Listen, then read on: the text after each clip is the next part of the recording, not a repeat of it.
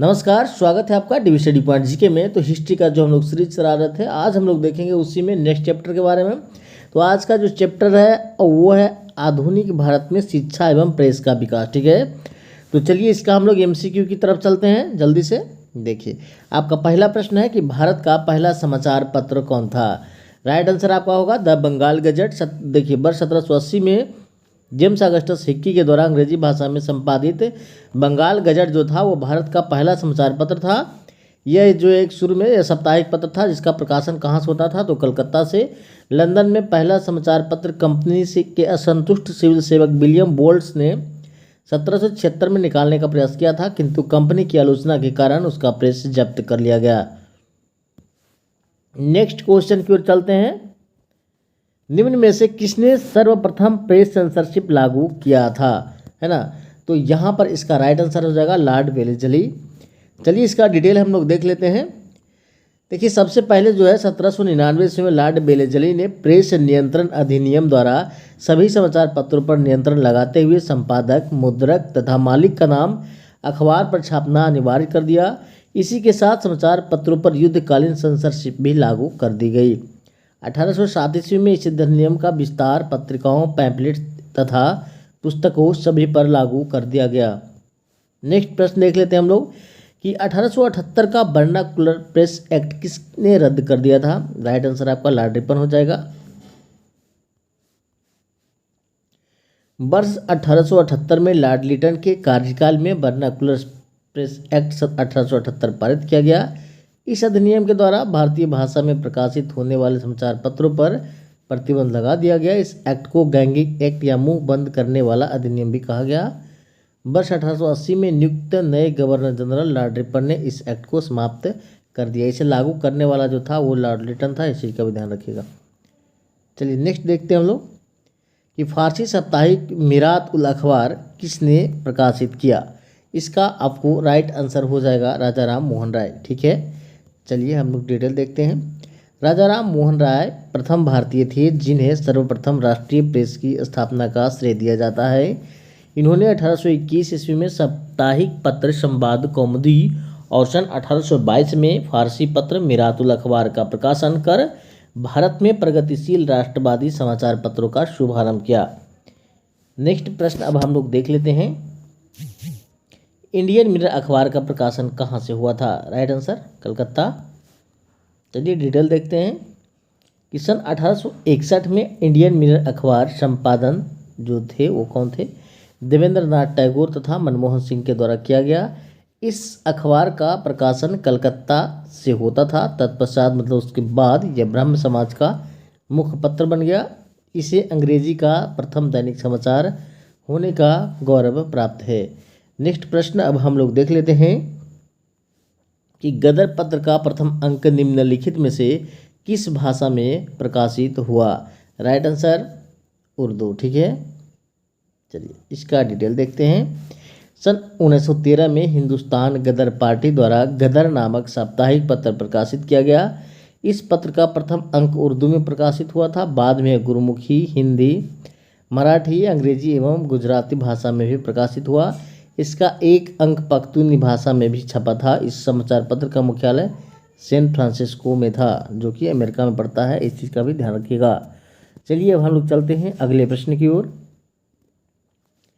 अमृत बाजार पत्रिका की स्थापना किसने की। राइट आंसर यहाँ पर हो जाएगा शिशिर कुमार घोष। आइए डिटेल देखते हैं।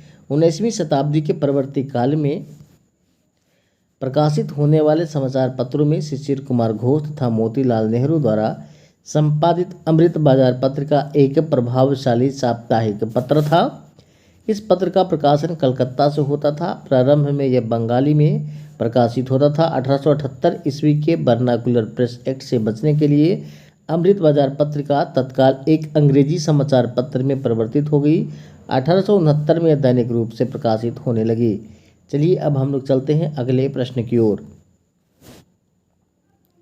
बाल गंगाधर तिलक ने भारतीय स्वतंत्रता संग्राम के उद्देश्य से कौन सा समाचार पत्र प्रारंभ किया। राइट आंसर आपको यहाँ पर हो जाएगा केसरी। ठीक है, चलिए यहाँ पर डिटेल देख लेते हैं। बाल गंगाधर तिलक ने बम्बई से अंग्रेजी भाषा में मराठा और मराठी भाषा में केसरी का प्रकाशन संपादन किया। यहाँ पर ध्यान दीजिएगा, देखिए गंगाधर तिलक जो थे वो बम्बई से अंग्रेजी भाषा में, मराठा और मराठी भाषा में केसरी को, ठीक है, प्रकाशन किया। प्रारंभ में केसरी का संपादन आगरकर तथा मराठा का संपादन केलकर किया करते थे। मराठी व केसरी समाचार पत्रों द्वारा होम रूल आंदोलन के विस्तार में तीव्रता आई। केसरी तो इस आंदोलन का महत्वपूर्ण पत्र बन गया था, जिसके लेखों के कारण उन्हें कारावास का दंड भी मिला। अभी ध्यान दीजिएगा कि अंग्रेजी भाषा में जो हुआ था वो था मराठा, ठीक है, और मराठी भाषा में था वो हुआ था केसरी। इस चीज़ का आपको विशेष ध्यान रखना है। चलिए नेक्स्ट क्वेश्चन है, हरिजन समाचार पत्र के संपादक कौन थे? राइट आंसर यहाँ पर हो जाएगा गांधी जी, ठीक है। इसका डिटेल देखते हैं। हरिजन पत्र के संपादक महात्मा गांधी थे। इन्होंने इस पत्र का प्रथम अंक 11 फरवरी 1933 को नर्मदा जेल पुणे, जो कि महाराष्ट्र में पड़ता है, से प्रकाशित किया। हिंदी भाषा में प्रकाशित होता था। जिसके अतिरिक्त गांधी जी ने गुजराती भाषा में हरिजन बंधु व हिंदी भाषा में हरिजन सेवक समाचार पत्रों का प्रकाशन किया। चलते हैं अगले प्रश्न की ओर।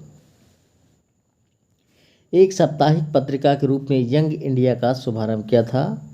कौन किया था? ये होम रूल पार्टी ने। चलिए इसका डिटेल देखते हैं। यंग इंडिया अंग्रेजी भाषा में प्रकाशित अर्धमासिक पत्रिका थी, जिसका संपादन बम्बई से होता था। बाद में अहमदाबाद से साप्ताहिक रूप से प्रकाशित होने लगा। इसके प्रारंभिक संस्करणों में शंकर लाल बैंकर, जमुना दास, द्वारका दास ने संपादन कार्य किया। ये भी एनी बेसेंट की होम रूल लीग के सदस्य थे। चलिए अब हम लोग चलते हैं अगले प्रश्न की ओर। स्वदेश वाहिनी के संपादक थे, मतलब कौन थे? राइट आंसर हो जाएगा के रामकृष्ण पिल्लई। डिटेल देखते हैं। स्वदेश वाहिनी एक साप्ताहिक पत्र था, जिसका संपादन रामकृष्ण पिल्लई द्वारा त्रावणकोर से किया जाता था। 1910 ईस्वी में सरकार व त्रावणकोर के दीवान के विरुद्ध लिखने पर इसे प्रतिबंधित कर दिया गया। नेक्स्ट क्वेश्चन अब हम लोग देखते हैं। द इंडियन ओपिनियन पत्र को निम्नलिखित में से किस भाषा में नहीं छापा जाता था? राइट आंसर आपका है उर्दू। चलिए डिटेल देखते हैं। गांधी जी को दक्षिण अफ्रीका के अनुभवों और सत्याग्रह के उनके प्रयोगों ने इंडियन ओपिनियन नामक पत्र के संपादन की प्रेरणा दी। 4 जून 1903 को 4 भाषाओं में इसका प्रकाशन प्रारंभ किया गया। इसके एक ही अंक में हिंदी, अंग्रेजी, गुजराती और तमिल भाषा में 6 कॉलम प्रकाशित होते थे। यह 1904 ईस्वी में दक्षिण अफ्रीका में डरबन के फिनिक्स आश्रम से प्रकाशित होता था। इसके प्रथम संपादक मनसुख लाल नजर थे, जो नटाल कांग्रेस के से संबंधित सचिव थे, ठीक है। चलिए यहाँ पर ध्यान दीजिएगा। अब हम लोग चलते हैं अगले प्रश्न की ओर। मराठी पाक्षिक पत्र बहिष्कृत भारत किसने आरंभ किया था? राइट आंसर हो जाएगा बी.आर. अम्बेडकर। चलिए इसका डिटेल देखते हैं। Doctor B R. अम्बेडकर ने हरिजनों के कल्याण एवं अछूतों के उद्धार हेतु वर्ष 1924 में अखिल भारतीय दलित वर्ग की स्थापना की। वर्ष 1927 में बहिष्कृत भारत नामक पाक्षिक पत्रिका का संपादन किया। इसके माध्यम से उन्होंने अछूतों के लिए मंदिरों में प्रवेश तथा सार्वजनिक कुओं से पानी भरने जैसे सामाजिक और नागरिक अधिकारों की प्राप्ति हेतु संघर्ष किया। चलते हैं अगले प्रश्न की ओर। वर्ष 1920 में लाहौर से लाला लाजपत राय द्वारा कौन सा उर्दू पत्र प्रारंभ किया गया था? इसका राइट आंसर आपको हो जाएगा वंदे मातरम। चलिए इसका डिटेल देख लेते हैं। लाला लाजपत राय ने लाहौर से एक उर्दू दैनिक पत्र वंदे मातरम का संपादन किया। यह अत्यधिक लोकप्रिय समाचार पत्र था, जिसकी लगभग 5000 प्रतियां प्रतिदिन लोगों तक पहुंचती थी। किसी विषय पर विवाद के कारण 10 मई 1927 को इस समाचार पत्र को पुलिस द्वारा जब्त कर लिया गया। बाद में लाहौर से ही लाला लाजपत राय ने दी पीपुल नामक साप्ताहिक अंग्रेजी समाचार पत्र का भी संपादन किया। चलते हैं अगले प्रश्न की ओर।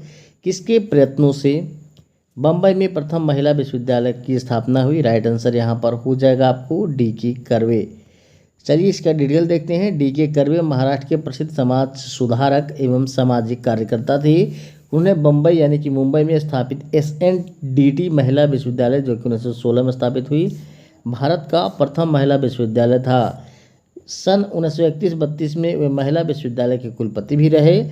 उन्हें 1958 में भारत रत्न से सम्मानित किया गया। अगला प्रश्न है आपका, डेक्कन एजुकेशन सोसाइटी की स्थापना किसने की? राइट आंसर हो जाएगा आपको जस्टिस रानाडे। इसका डिटेल देख लेते हैं। डेक्कन एजुकेशन सोसाइटी की स्थापना 1880 ईस्वी में विष्णु शास्त्री चिपलूनकर और बाल गंगाधर तिलक के न्यू इंग्लिश स्कूल पुणे के साथ प्रारंभ हुई। इसका गठन 1884 ईस्वी में औपचारिक रूप से हुआ। इस संस्था के संस्थापकों में सर्वप्रमुख न्यायमूर्ति गोविंद रानाडे थे। इसका मुख्यालय बम्बई में था। चलते हैं अगले प्रश्न की ओर।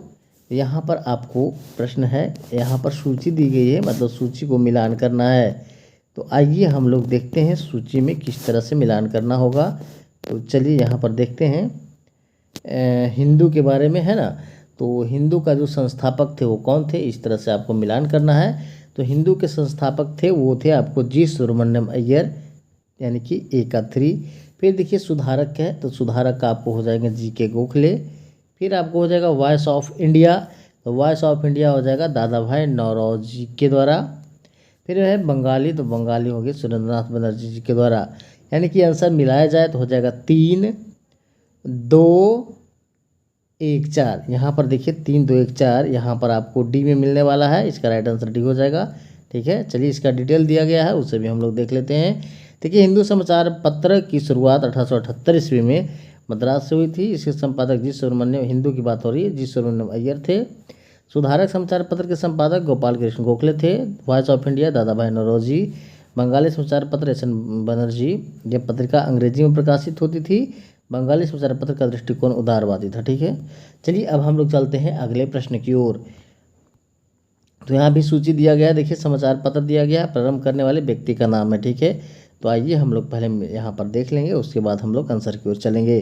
तो यहाँ पर हम लोग देखते हैं कि बॉम्बे क्रॉनिकल की बात करते हैं। तो बॉम्बे क्रॉनिकल जो है वो आपको किसके द्वारा शुरू किया गया है, तो ये जो है आपको फिरोज शाह मेहता जी के द्वारा ये शुरू किया गया है। ठीक है, यहाँ पर तीसरा हो जाएगा आंसर इसका। फिर देखिए कॉमनवेल्थ, ये आपको एनी बेसेंट, क्लियर।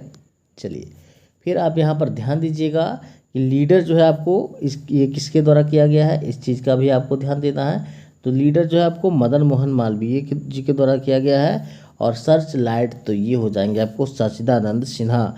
यानी कि आंसर मिलाया जाए तो आंसर आपको होने वाला 3, 1, 2, 4। 3, 1, 2, 4 कहीं पर है, तो आपको राइट आंसर यहाँ पर सी दिखाई दे रहा है। चलिए इसका डिटेल थोड़ा देखते हैं। बॉम्बे क्रॉनिकल देखिए फिरोज शाह मेहता। फिर देखिए न्यू इंडिया और कॉमनवेल्थ एनी बेसेंट। लीडर के लिए मदन मोहन मालवीय, सर्च लाइट सच्चिदानंद सिन्हा। ठीक है, चलिए आगे हम लोग चलते हैं।